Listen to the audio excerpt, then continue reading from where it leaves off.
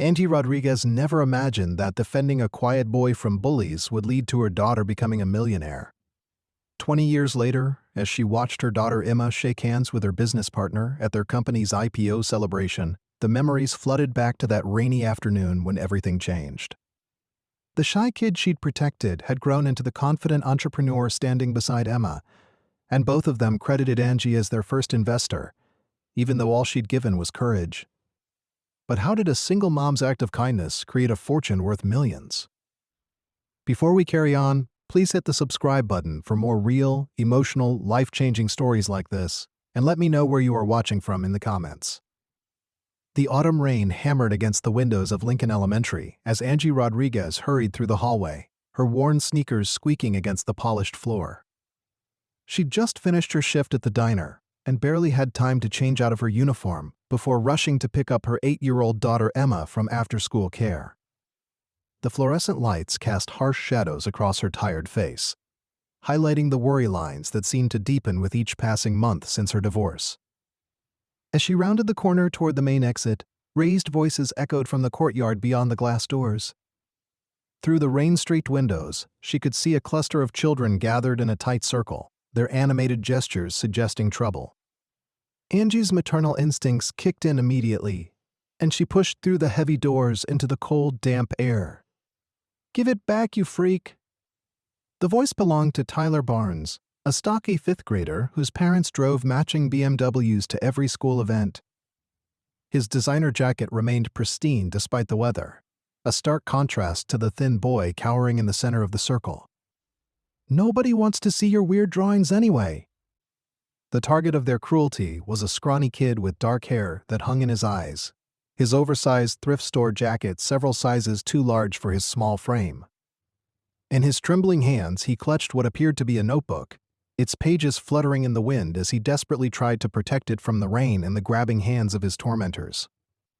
"Please," the boy whispered, his voice barely audible above the storm. "It's just my sketchbook. I need it for class tomorrow." "Class?" Another boy, Jake Henderson, laughed cruelly. "What class? How to be a loser 101. The surrounding kids erupted in laughter, their voices sharp and cutting through the gray afternoon. Angie felt her pulse quicken as she recognized the familiar sting of injustice. She'd endured similar treatment herself as a child, the daughter of Mexican immigrants who'd worked 3 jobs between them just to keep food on the table. The memory of standing alone in a circle of mocking faces, feeling small and worthless, surged through her with surprising intensity. "That's enough," she called out, her voice carrying the authority of someone who'd learned to stand up for herself the hard way. The children turned, surprised by the adult intervention, their confident facades beginning to crumble. Tyler's expression shifted from smug superiority to defensive annoyance. "We're just playing around, lady. Mind your own business." When children are being cruel to another child, it becomes everyone's business, Angie replied, stepping closer to the group. Her presence seemed to create a shield around the trembling boy, who looked up at her with eyes wide with gratitude and disbelief. The rain had plastered his hair to his forehead, and she could see the traces of tears mixing with the droplets on his cheeks. His clothes, clearly hand-me-downs or thrift store finds, hung loosely on his thin frame. But it was the way he held that notebook, protecting it like a treasure, that made her heart ache with recognition. "What's your name, honey?" she asked gently, crouching down to his level while keeping her eyes on the other children, who were beginning to shuffle uncomfortably. "Marcus," he whispered, his voice barely above a breath. "Marcus Chen. Well, Marcus, those drawings must be pretty special for you to protect him like that. Are you an artist?" A flicker of pride crossed his face before the uncertainty returned. "I like to draw buildings and machines, stuff like that. My mom says I have a good imagination." "Your mom's right," Angie said firmly, then stood to face the group of bullies. "And you all should know better than to pick on someone for being different or for having less money than you do. That doesn't make you better than him, it makes you smaller." Tyler's face reddened with embarrassment and anger. "Whatever, come on guys, let's go, this is boring anyway." The group began to disperse, but not before casting resentful glances at both Angie and Marcus. As the last of the bullies disappeared around the corner, Marcus finally relaxed his grip on the notebook. His shoulders sagged with relief, and he wiped his nose with the back of his sleeve. "Thank you," he said quietly. Nobody's ever stood up for me like that before." Angie felt a lump form in her throat. "Everyone deserves to be treated with respect, Marcus. Don't let anyone tell you otherwise." She noticed him shivering in the cold rain and began to shrug off her jacket, but he shook his head quickly. "I'm okay, really. I don't want to be more trouble." "You're not trouble," she said firmly. "You're a kid who deserves to feel safe at school. Do you have someone picking you up today?" Marcus nodded toward the street. "My mom's working late, so I walk home. It's not far." The thought of this small boy walking alone in the rain, probably still shaken from the encounter, made Angie's protective instincts flare again. "How about I give you a ride? I'm Angie Rodriguez, by the way. My daughter Emma goes here too." For a moment, Marcus hesitated, clearly weighing his options. Then he nodded gratefully. "If it's not too much trouble, Mrs. Rodriguez. I mean, Ms. Rodriguez. I don't know if you're married or not, I'm sorry." "Just Angie is fine," she said with a warm smile. "And it's no trouble at all. Come on, let's get you out of this rain." As they walked toward her battered Honda Civic, Marcus clutched his notebook tightly against his chest. The rain had begun to ease, but the gray clouds still hung low and threatening overhead. "Can I ask you something?" Marcus said as they reached the car. "Of course. Why did you help me? You don't even know me." Angie paused with her hand on the door handle, considering her answer. "Because I know what it's like to feel alone and different, and because I believe that when we see someone being treated unfairly, we have a choice to either walk away or do something about it. I chose to do something." Marcus nodded solemnly, as if filing away this piece of wisdom for future reference. "My mom always says that too. She says we should stand up for what's right, even when it's hard. Your mom sounds like a smart woman." "She is. She works 2 jobs to take care of me and my little sister. She's always tired, but she still helps me with my homework and looks at my drawings." His voice carried a note of pride mixed with worry that seemed far too mature for his age. As they drove through the quiet suburban streets, Marcus directed her to a small apartment complex on the other side of town. The buildings were older, their paint faded and parking lots cracked with age, but the landscaping was well maintained and the atmosphere felt safe and welcoming. "This is it," Marcus said as they pulled into the parking lot. "Thank you for the ride, Ms. Angie, and thank you for standing up for me." "You're very welcome, Marcus. And listen," she turned to face him fully. "If those boys ever bother you again, you tell a teacher immediately. And if that doesn't work, you find me. I volunteer at the school sometimes, and I want you to know that you're not alone, okay?" Marcus's eyes brightened with surprise and gratitude. "Really? You'd do that?" "I would. Everyone deserves to have someone in their corner." As she watched him walk toward the apartment building, his notebook still clutched tightly in his arms, Angie felt a strange sense of connection to this quiet, creative boy. There was something about his resilience, his dignity in the face of cruelty, that reminded her of her own childhood struggles. She thought about her own daughter Emma, safe and warm in after-school care, surrounded by friends and opportunities. Emma had never known the sting of being different, of having less than others. In many ways, Angie was grateful for that, but she also worried that Emma might not understand the importance of standing up for those who couldn't stand up for themselves. That evening, as she and Emma sat at their small kitchen table sharing a simple dinner of rice and beans, Angie found herself thinking about Marcus and his sketchbook full of buildings and machines. "Mom, you seem distracted," Emma observed. Her fork paused halfway to her mouth. At 8 years old, she was already remarkably perceptive, a trait that both impressed and occasionally unnerved Angie. "I met someone today," Angie said carefully. "A boy at your school who was being picked on by some older kids." Emma's eyebrows furrowed with concern. "What did you do?" "I told them to stop. I gave the boy a ride home." "Good," Emma said firmly. "Bullying is mean and stupid. Did you know him?" "No, I'd never met him before. His name is Marcus Chen. He's in 5th grade, I think. Do you know him? Emma shook her head. I don't think so. But if I see him, I'll be nice to him. Maybe he could be my friend. Angie smiled, feeling a surge of pride in her daughter's immediate compassion. I think that would be wonderful, sweetheart. He seems like a very nice boy. He loves to draw. Really? I love to draw too. Maybe we could draw together sometime. As the weeks passed, Angie found herself keeping an eye out for Marcus whenever she was at the school.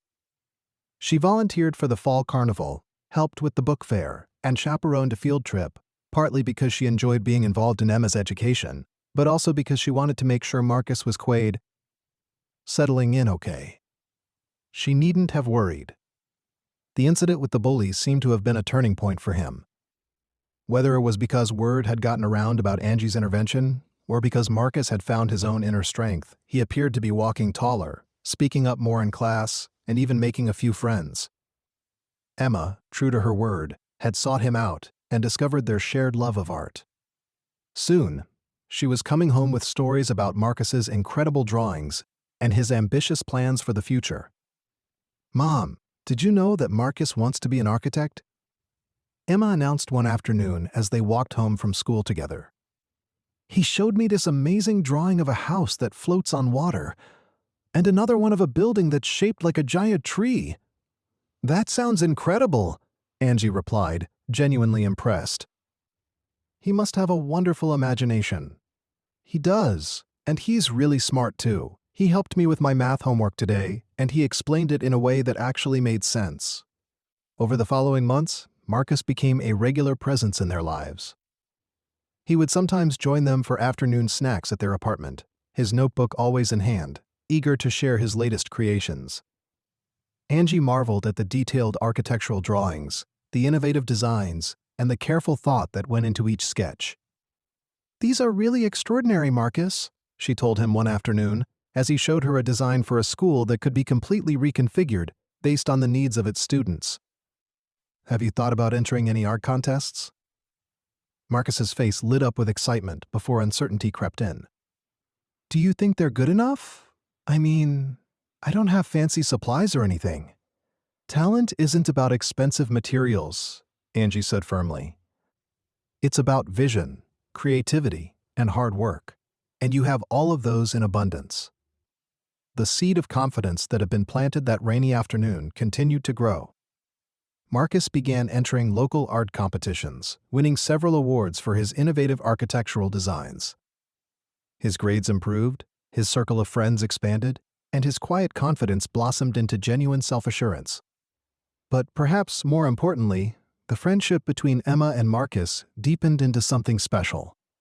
They complemented each other perfectly, Emma's outgoing nature drawing out Marcus's more reserved personality, while his thoughtful approach to problems helped ground Emma's sometimes impulsive tendencies. As the years passed, Angie watched both children grow and change, but their bond remained constant. They collaborated on school projects, spent summers sketching buildings around the city, and dreamed about the businesses they would start together someday. "Mom," Emma said one evening during her junior year of high school, "Marcus and I have been talking about college. We both want to study business, but we're thinking about different schools." Angie felt a pang of sadness at the thought of the two friends being separated, but she also knew that they each needed to find their own path. "That's probably a good thing," she said carefully. "You'll both grow in different ways, and you'll have new experiences to share with each other. But what if we drift apart? What if we lose touch?" "Real friendship doesn't disappear because of distance," Angie assured her. "If your connection is as strong as it seems, you'll find ways to maintain it." Emma nodded, but Angie could see the worry in her eyes. She was right to be concerned, in some ways. The transition to college would be a significant change for both of them, and there was no guarantee that their childhood friendship would survive the challenges of young adulthood. Marcus ended up accepting a scholarship to study architecture at a prestigious university across the country, while Emma chose to attend the state university closer to home, majoring in business administration. The night before Marcus left for college, the three of them sat on Angie's small balcony, sharing pizza and memories. I want to thank you again, Marcus said quietly, his voice deeper now, but still carrying that same thoughtful quality that had characterized him as a child. For everything. For standing up for me that day, for believing in me, for making me feel like I belonged somewhere. Angie felt tears prick her eyes. You belonged everywhere, Marcus. You just needed to believe it yourself. I know that now, he said with a smile. And I know that someday, Emma and I are going to build something amazing together. I can feel it. Emma grinned and bumped his shoulder playfully. You better believe it. We're going to change the world. As they said their goodbyes the next morning, Angie felt a mixture of pride and melancholy. She'd watched these two children grow into remarkable young adults, and while she was excited about their futures, she also knew that this chapter of their lives was ending. College proved to be transformative for both Emma and Marcus, but in different ways than any of them had expected. Emma thrived in the business program, quickly establishing herself as a natural leader and innovative thinker. She started a small consulting service for local businesses, helping them develop marketing strategies and improve their operations. Marcus, meanwhile, discovered that his passion for architecture was evolving into something broader. He became fascinated with sustainable design and urban planning, spending his summers interning with firms that specialized in environmentally conscious development. His professors recognized his talent early, and he was soon working on real projects, contributing ideas that were both practical and visionary. Despite the distance, they maintained their friendship through regular video calls, text messages, and visits during holidays. Each time they reunited, it was as if no time had passed at all. They would spend hours discussing their classes, their dreams, and their growing understanding of the world around them. I've been thinking, Emma said during one of their conversations in her junior year, about what we talked about when we were kids, starting a business together. Marcus's face lit up with interest. Really? What kind of business? I don't know yet, but I keep thinking about all the problems we see around us, all the things that need fixing, and I think we could be the ones to fix them. You know what's funny? Marcus said thoughtfully. I've been thinking the same thing. There's so much potential out there, so many opportunities to make a real difference, and I can't imagine doing it with anyone else. Their conversations began to take on a new urgency and focus. They started researching market trends, identifying gaps in various industries, and sketching out rough business plans. Emma's business acumen combined with Marcus's design thinking created a powerful synergy that impressed their professors and peers. By their senior year, they had narrowed their focus to sustainable urban development, specifically addressing the growing need for affordable housing in major cities. Marcus's architectural background provided the technical expertise, while Emma's business knowledge helped them understand the market dynamics and financial requirements. I think we're onto something, Emma told her mother during one of their weekly phone calls. Marcus has designed these incredible modular housing units that can be manufactured efficiently and assembled quickly. And I've been working on the business model, figuring out how to make it profitable while still keeping it affordable for the people who need it most. Angie listened with growing excitement as Emma described their vision. It was ambitious, certainly, but it was also exactly the kind of innovative thinking that she'd come to expect from both of them. Have you thought about funding? Angie asked. Starting a business requires capital, and something like this sounds like it would need significant investment. We're working on that, Emma said. We've been talking to some of our professors about potential investors, and we're planning to enter some business plan competitions. But honestly, Mom, even if we don't win anything, I think we're going to do this anyway. We'll figure out the money part.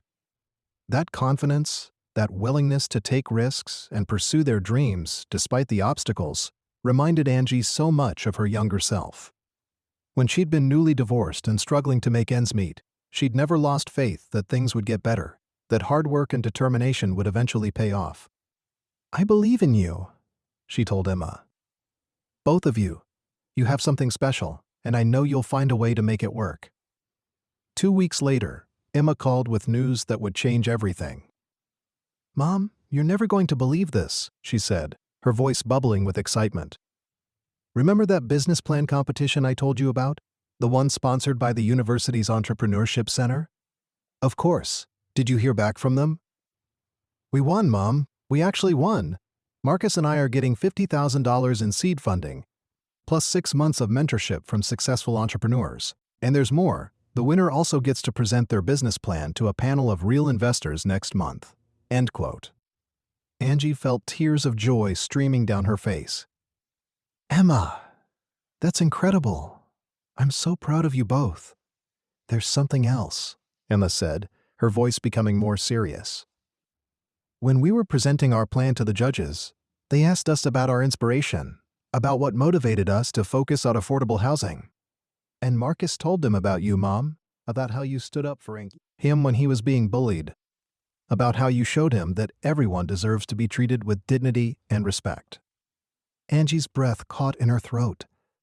"He said that?" "He did. And then I told them about how you raised me to believe that we have a responsibility to help others, to use whatever talents we have to make the world a better place." The judges were really moved by it, Mom. They said that having that kind of foundation, that moral compass, was what separated good businesses from great ones. "I don't know what to say," Angie whispered. "Say you'll be there when we present to the investors," Emma said. "We want you there, Mom. You're part of this story, part of everything we're trying to build." The investor presentation was scheduled for a Friday afternoon at the university's business school. Angie took the day off work, put on her best dress, and drove to the campus with a mixture of nerves and anticipation. The presentation room was impressive, with floor-to-ceiling windows and a long conference table surrounded by successful-looking men and women in expensive suits.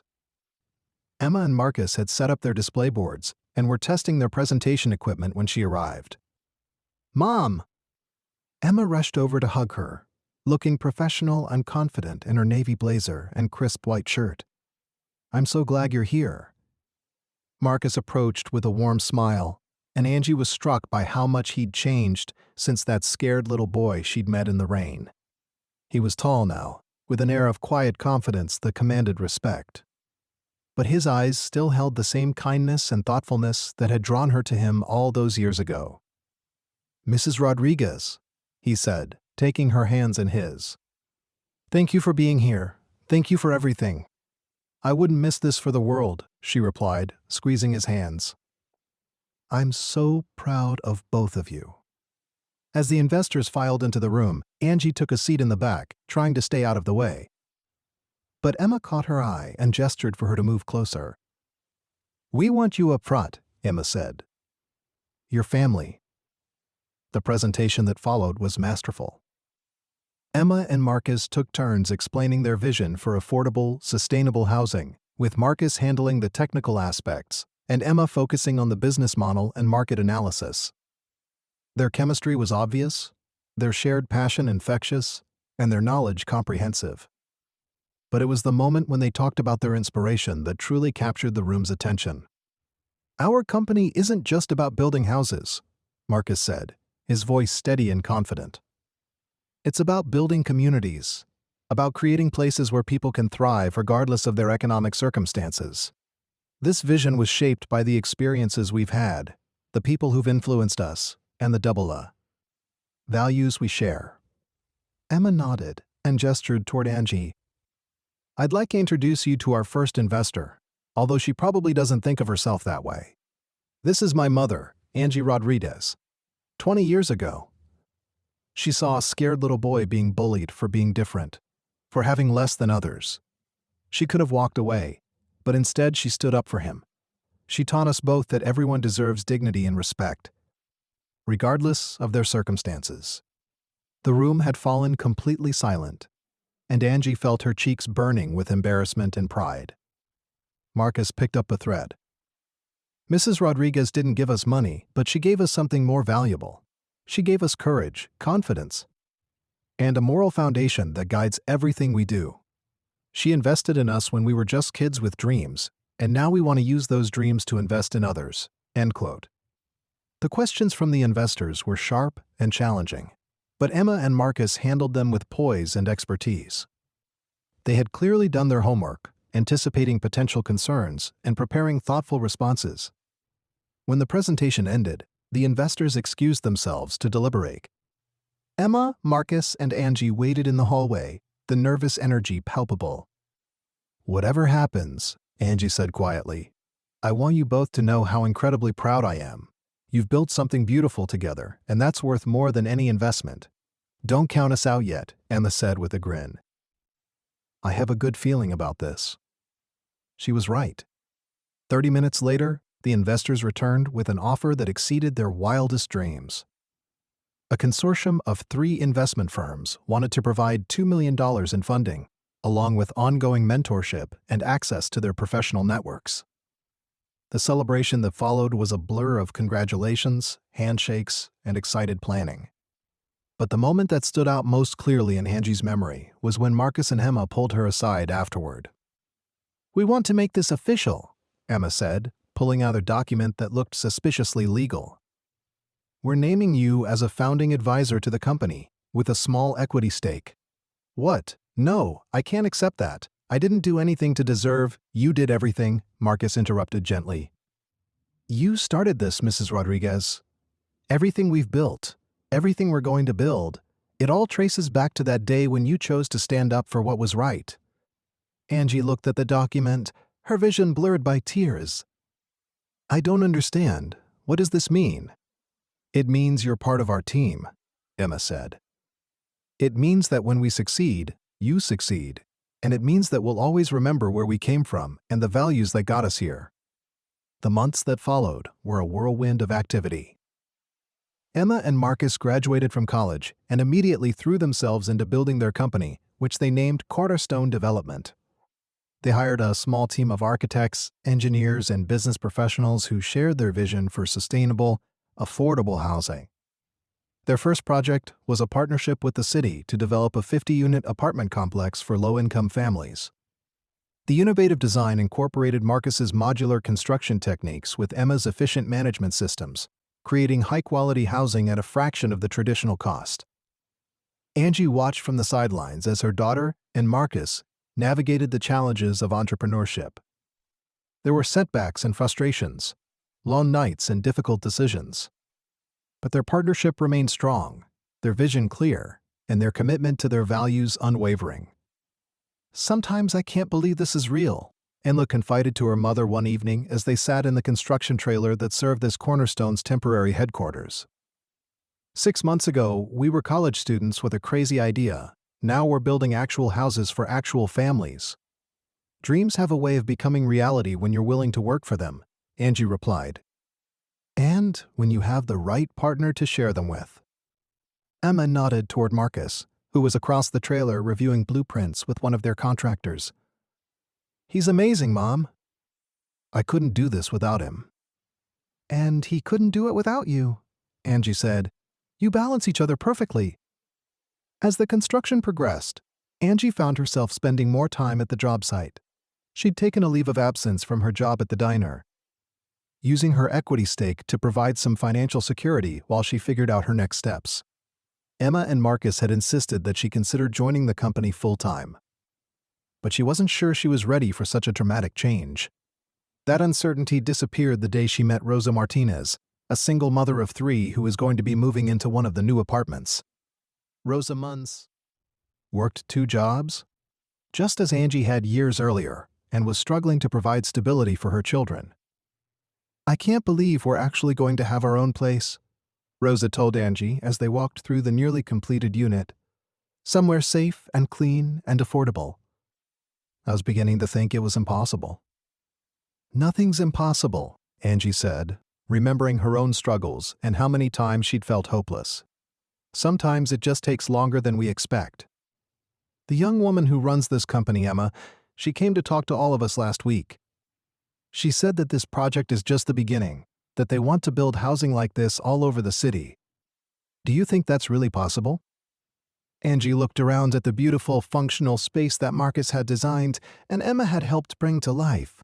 "I think that if anyone can do it, it's them. They have the vision, the skills, and most importantly, they have the heart for it." That evening, as the 3 of them sat in the trailer reviewing the day's progress, Angie made her decision. "I want to join the company," she announced. "Full-time, whatever role you think I can fill." Emma and Marcus looked at each other with surprise and delight. "Are you sure?" Emma asked. It would be a big change for you. I've never been more sure of anything, Angie said. I want to be part of what you're building. I want to help families like Rosa's, families like we used to be. Marcus smiled that thoughtful smile she remembered from his childhood. I think I know exactly what role you should fill. Community liaison. You'd work with the families who are moving into our developments, help them get settled, connect them with resources they might need. You'd be the bridge between the company and the community. You'd be perfect for that, Emma agreed. You understand what it's like to struggle, to need help but be too proud to ask for it. You'd know how to reach people in a way that the rest of us might not. It was exactly what Angie had been searching for without even knowing it, a way to use her experiences, her empathy, and her natural ability to connect with people to make a real difference in the world. The official launch of Cornerstone Development's first project was covered by the local news, with reporters interviewing residents and documenting the innovative construction techniques. But the moment that made Angie's heart swell with pride was when the reporter asked Emma about the inspiration behind the Creed company. It started with a lesson in courage, Emma said, looking directly at the camera. My mother taught me that when you see someone being treated unfairly, you have a choice. You can walk away, or you can do something about it. She chose to do something, and that choice changed not just one person's life, but the lives of everyone we're able to help through this company. The reporter turned to Marcus, who was standing nearby with a small group of new residents. And what about you? What drives your commitment to affordable housing? Marcus's answer was simple but profound. I know what it's like to feel like you don't belong, to feel like you're not worthy of good things. Someone showed me that wasn't true, that everyone deserves dignity and opportunity. This company is our way of paying that forward. As the months turned into years, Cornerstone Development grew beyond anything they had initially imagined. They expanded to multiple cities, developed innovative financing models that made homeownership possible for working families, and created thousands of jobs in the process.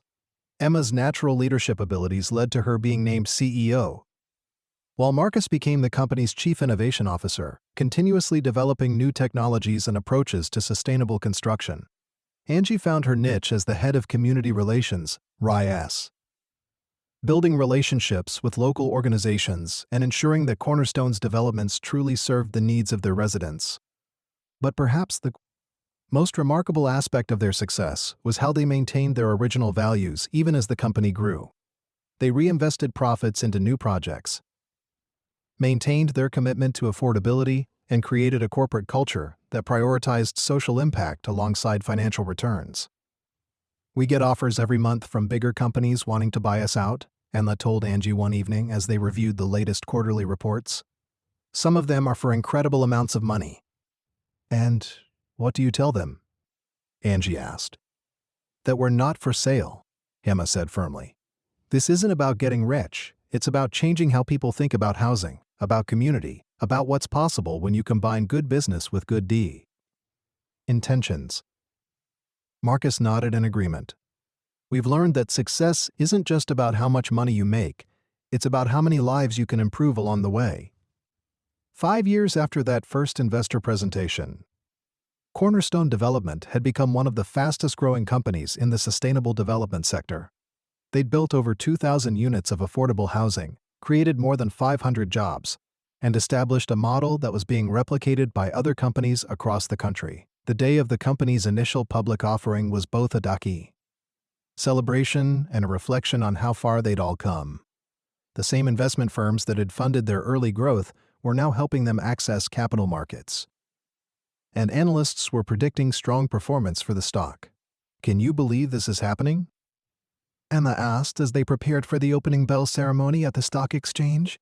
She looked stunning in her tailored suit. Every inch the successful CEO, but Angie could still see traces of the 8-year-old girl who'd promised to be kind to the shy boy at school.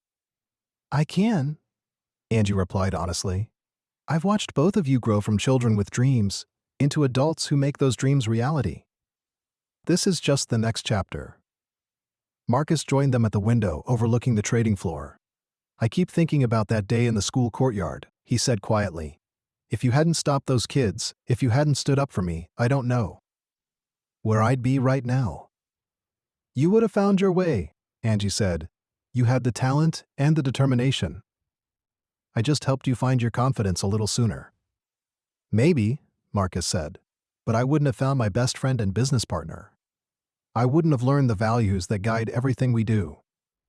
And I definitely wouldn't be standing here about to ring the opening bell with my chosen family. The ceremony itself was surprisingly emotional. As Emma and Marcus stood together at the podium, flanked by their employees and investors, Angie felt overwhelmed by the magnitude of what they'd accomplished. Today marks a new beginning for Cornerstone Development, Emma said into the microphone. But it's important to remember that every beginning has a foundation. Ours was built on the simple idea that everyone deserves to be treated with dignity and respect, regardless of their circumstances. Marcus stepped forward to add his thoughts. We're grateful to everyone who has supported us on this journey, from our investors and employees to the communities we serve. But we're especially grateful to the woman who taught us that courage isn't the absence of fear, it's choosing to do the right thing even when it's difficult. As the opening bell rang and trading began, Angie watched the stock price appear on the monitors around the room. The initial public offering was a success, valued at over $100 million, making both Emma and Marcus millionaires several times over. But the number that mattered most to Angie was different. It was the number of families who now had safe, affordable places to live. It was the number of children who would grow up with stability and opportunity. It was the number of communities that had been strengthened by Cornerstone's commitment to sustainable development. Later that evening, at the celebration dinner, Emma stood to make a toast. To my mother, she said, raising her glass, who taught me that the best investments aren't always measured in dollars and cents, but in the lives we touch and the communities we build. Marcus raised his glass as well. To Mrs. Rodriguez, our first investor, who gave us something more valuable than money. She gave us courage, confidence, and a moral compass that guides everything we do. As the room erupted in applause, Angie felt tears streaming down her face. She thought about that rainy afternoon 20 years ago, when she'd made a split-second decision to intervene in a schoolyard confrontation. She'd never imagined that moment would lead to this, to a company that was changing lives and communities across the country. But perhaps that was the most important lesson of all. That the smallest acts of kindness, the simplest decisions to stand up for what's right, can ripple outward in ways we never anticipate, touching lives and changing futures in ways we may never fully understand. The following months brought new challenges and opportunities for Cornerstone Development. The success of their IPO had attracted national attention, leading to partnerships with major cities and government agencies. Emma found herself testifying before Congress about affordable housing policies, while Marcus was invited to speak at architecture conferences around the world. But success also brought scrutiny. Competitors questioned their business model, critics wondered if their rapid growth was sustainable, and some investors pushed for faster expansion at the expense of their social mission. We're at a crossroads, Emma told her mother during one of their regular evening walks through the old neighborhood where they'd lived when she was a child. We can keep growing at this pace and risk losing sight of why we started, or we can slow down and make sure we're still serving the people who need us most. Angie looked around at the familiar streets, remembering the struggles and small victories of their early years. What does your gut tell you? That we need to remember who we are, Emma said without hesitation. That we need to stay connected to our purpose, even if it means turning down opportunities that don't align with our values. Then that's what you should do, Angie said simply. Trust the instincts that got you this far. The decision to prioritize mission over rapid expansion proved to be the right one. While some investors were initially disappointed, the company's commitment to its core values attracted new partners who shared their vision.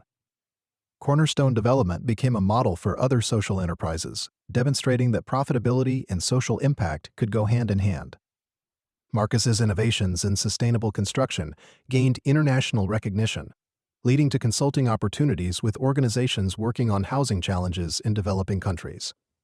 Emma's leadership in the social enterprise space resulted in her being named to several nonprofit boards and advisory committees. But perhaps the most meaningful recognition came from an unexpected source. Lincoln Elementary School, where it all began, invited them to speak at their annual career day. I can't believe we're going back there, Marcus said as they walked through the familiar hallways. It feels like a lifetime ago. In some ways, it was, Angie replied. You were both different people then, were we? Emma asked thoughtfully. Or were we just waiting for the right moment to become who we were meant to be? The assembly hall was packed with students from kindergarten through 5th grade, their faces bright with curiosity and possibility. Emma and Marcus took turns telling their story, emphasizing the importance of kindness, perseverance, and believing in yourself even when others don't. The most important lesson we learned, Marcus told the children, is that being different isn't something to be ashamed of, it's something to be proud of. Your differences, your unique perspectives, your special talents, those are the things that will help you change the world. Emma added, and remember that you're never too young to stand up for what's right. Some of the bravest people I know are kids who chose to be kind when others were being mean, who chose to include instead of exclude, who chose to help instead of hurt. During the question and answer session, a small girl in the front row raised her hand. What if you're scared to stand up for someone? What if you think the bullies might pick on you next? Marcus and Emma exchanged glances, and Angie saw them both thinking about that rainy afternoon all those years ago. Being scared is normal, Marcus said gently. I was scared a lot when I was your age, but I learned that courage isn't about not being scared. It's about doing the right thing even when you are scared. And you don't have to face it alone, Emma added. Find a trusted adult, talk to a teacher, ask for help. There are people who care about you and want to keep you safe. After the assembly, they walked out to the courtyard, where it all began. The rain had been replaced by bright sunshine, and the space was filled with children playing and laughing during recess. Look at that, Angie said, pointing to a group of kids of different ages playing together, including a shy-looking boy who was showing the others something in a notebook. Some things never change, Marcus said with a smile. There's always going to be a kid who needs someone to believe in them. And there's always going to be someone willing to step up, Emma added, watching as one of the older children helped the shy boy join their game. As they prepared to leave, the principal approached them with a special request. We'd like to name our new Arts and Innovation Center after you, she said. The Rodriguez Chen Center for Creativity and Leadership. It would be a place where students could explore their artistic talents, work on invention projects, and learn about entrepreneurship. Emma and Marcus were both visibly moved by the honor, but it was Angie who spoke first. That's incredibly generous, she said. But if you're going to name it after anyone, it should be after all the teachers and staff who dedicate their lives to nurturing young minds. They're the real heroes in this story. The principal smiled. Actually, we were hoping you'd say that. We'd like to name it the Lincoln Elementary Center for Courage and Kindness, in honor of the values you've all demonstrated.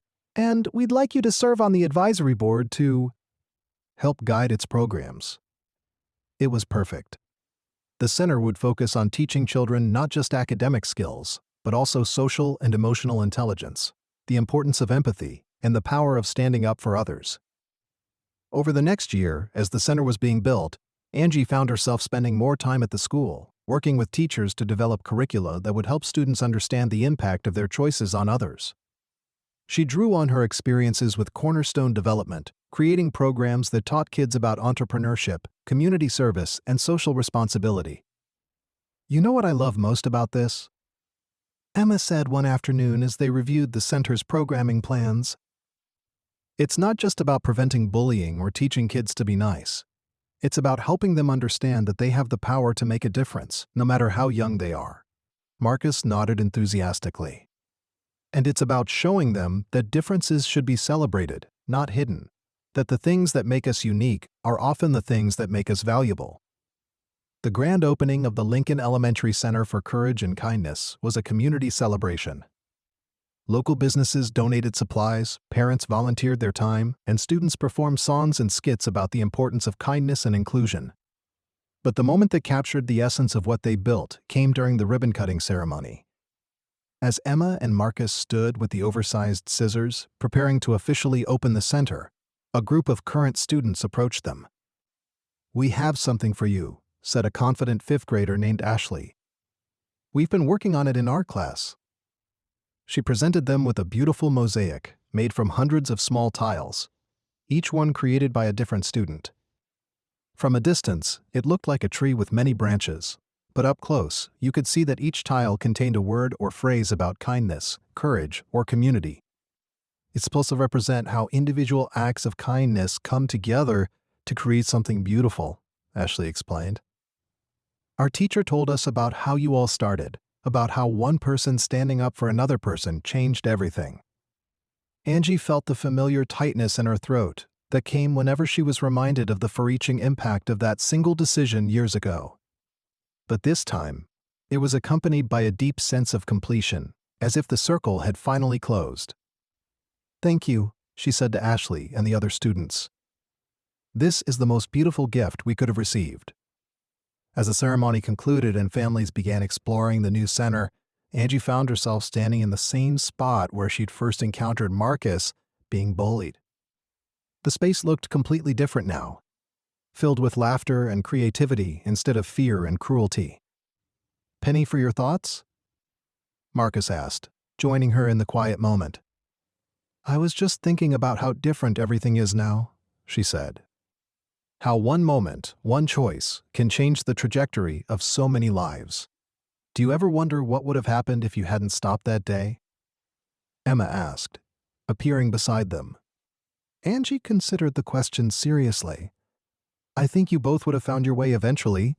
You had too much talent and determination not to. But I'm grateful that I got to be part of your journey." "Part of it?" Marcus laughed. "Mom, you started it. Everything we've built, everything we've accomplished, it all traces back to that day when you chose courage over comfort. And you're still doing it," Emma added.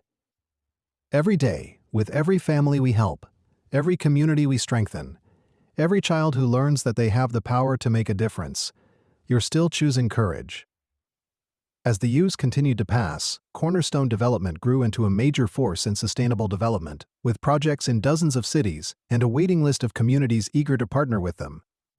Emma's leadership was recognized with numerous awards, and Marcus's innovations were being implemented by companies around the world. But perhaps their greatest achievement was the culture they'd created within their company. Cornerstone Development became known not just for its innovative housing solutions, but for its commitment to its employees, its communities, and its values. Turnover was virtually non-existent, employee satisfaction scores were off the charts, and the company consistently ranked among the best places to work in their industry. "We've created something special here," Emma told her mother one evening as they walked through the company's headquarters. The building itself was a showcase of sustainable design, with living walls, solar panels, and rainwater collection systems. But more importantly, it was filled with people who genuinely cared about their work and each other. "Look at this," she said, pointing to a bulletin board covered with thank you notes from residents, photos of company volunteer events, and announcements about employee achievements. "This is what happens when you build a business on the foundation of treating people with dignity and respect." Angie smiled as she read some of the notes. Families thanking them for making homeownership possible. Employees expressing gratitude for a workplace that valued their contributions. Community partners praising their collaborative approach to development. "You know what I'm most proud of?" she said. "It's not the money you've made or the awards you've won. It's the fact that you've never forgotten where you came from or why you started." "How could we?" Marcus asked, joining their conversation. "You remind us every day."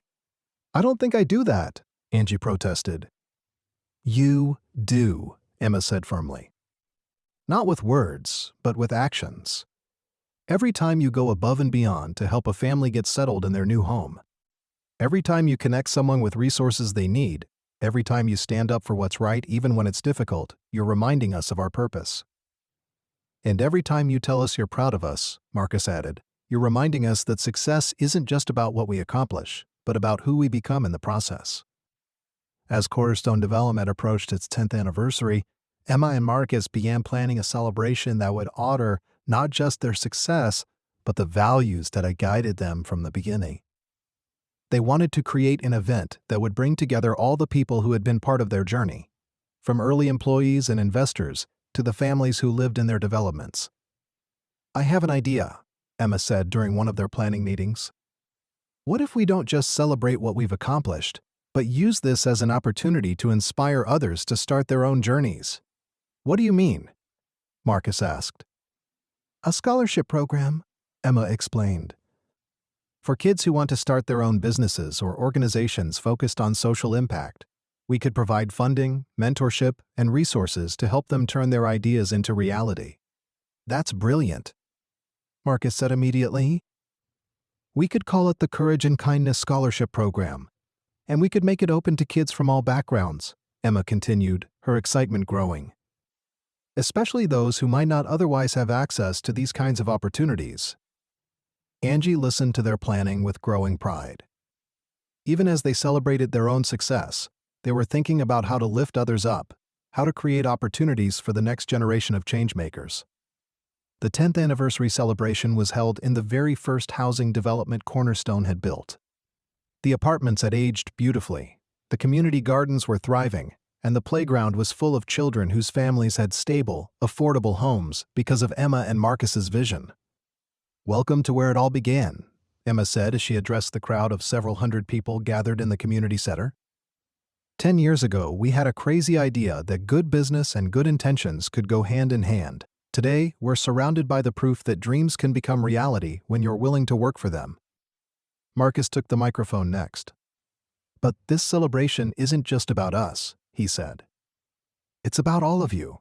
The employees who believed in our mission, the investors who took a chance on us, the communities who welcomed us, and the families who trusted us with their dreams of homeownership.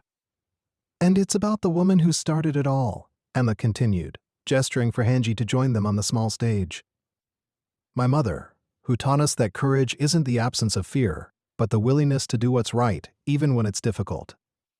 The crowd erupted in applause as Angie reluctantly made her way to the front. She still wasn't entirely comfortable being the center of attention, but she'd learned to accept that her role in the story was important to others. "Thank you," she said into the microphone, her voice carrying clearly across the gathered crowd. "But I want to be clear about something. I didn't start this company. I didn't design these beautiful homes. I didn't create the jobs or change the lives. That was all Emma and Marcus." She paused, looking out at the faces in the audience. Many of them she recognized as residents of Cornerstone Developments, employees of the company, or partners in their various projects. "What I did was make a choice," she continued. "A choice to stand up for a child who was being treated unfairly. A choice to show kindness when others were showing cruelty.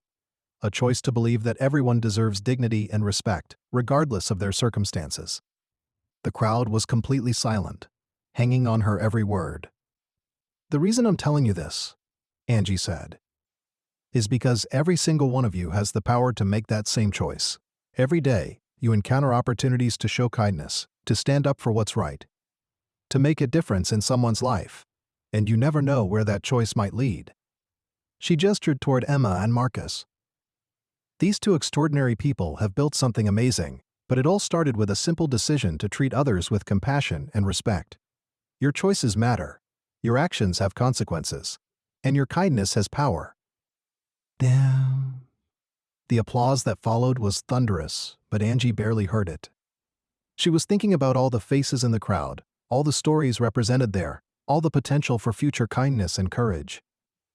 As the evening wound down, Emma and Marcus announced the launch of the Courage and Kindness Scholarship Program. The initial funding would support 50 young entrepreneurs over the next 5 years, providing them with financial resources, mentorship, and access to professional networks. "The first recipient," Marcus announced, "is a 17-year-old from right here in our community. Maria Santos has developed a program to provide tutoring and mentorship to elementary school students whose parents work multiple jobs, can't afford traditional after-school care." Maria, a confident young woman with bright eyes and a warm smile, took the microphone to thank the crowd and describe her vision. As she spoke, Angie saw echoes of Emma and Marcus at that age, full of dreams and determination, but needing someone to believe in them. "This is just the beginning," Emma said as the evening concluded. "We're going to keep growing, keep innovating, and keep creating opportunities for others to make their mark on the world. And we're going to keep remembering, Marcus added, that success isn't just about what we accomplish, but about how we treat others along the way. As the crowd began to disperse, Angie found herself surrounded by people wanting to thank her, to share their own stories of kindness and courage, to tell her how the company had impacted their lives. "You changed everything for us," said Rosa Martinez, the single mother Angie had met during the construction of their first development. "My kids have grown up in a stable home, in a safe community, because of what you started that day. My daughter loves coming to the community center after school," added another resident. "She's learning about entrepreneurship and social responsibility. She says she wants to start her own company someday to help other kids." "You've given all of us hope," said a third voice. "Hope that things can get better, that people do care, that kindness still matters in this world." Each conversation reinforced what Angie had come to understand over the years: that the impact of their choices ripples outward in ways we can never fully comprehend. That kindness begets kindness, that courage inspires courage, and that treating others with dignity and respect creates a foundation for extraordinary things to happen. As the last guests departed and the cleanup began, Emma, Marcus, and Angie found themselves alone in the community center where the celebration had taken place. "Can you believe it's been 10 years?" Emma asked, looking around at the space that had become a hub of activity for the families in the development. "It feels like yesterday and a lifetime ago all at once," Marcus replied. "Sometimes I still can't believe this is real." "It's real," Angie said firmly. "All of it. The company, the communities, the families you've helped, the lives you've changed. You've built something that will last long after we're all gone. What do you think the next 10 years will bring?" Emma asked. Angie considered the question thoughtfully. "More of the same, I hope. More opportunities to help others, more chances to make a difference, more moments to choose courage over comfort. And more proof," Marcus added, "that the smallest acts of kindness can have the biggest impact." As they walked out of the community center together, Angie reflected on the journey that had brought them to this moment. From that rainy afternoon in a school courtyard to a thriving company that had changed thousands of lives, it had been a remarkable adventure. But perhaps the most remarkable thing about it was how it had all started with something so simple: a decision to stand up for what was right. A choice to show kindness instead of indifference. A willingness to believe that everyone deserves dignity and respect. Those lessons, learned and reinforced over the years, had become the foundation not just of a successful business, but of a life well lived. And as Angie looked at Emma and Marcus, now confident adults but still carrying the values they'd learned as children, she knew that the story was far from over. There would be more challenges ahead, more opportunities to make a difference, more moments when they would have to choose between what was easy and what was right. But she was confident that they would continue to choose courage, continue to choose kindness, and continue to prove that treating others with dignity and respect wasn't just the right thing to do, it was the foundation for building something extraordinary. The rain had stopped years ago, but the ripples from that first act of courage continued to spread, touching lives in ways they might never fully know, creating opportunities for others to make their own choices about kindness and courage, and proving that sometimes the smallest moments can have the biggest impact. And in the end, that was the most important lesson of all: that we all have the power to make a difference, that our choices matter, that kindness has consequences, and that when we choose to stand up for what's right, we never know where that choice might lead or whose life it might change forever.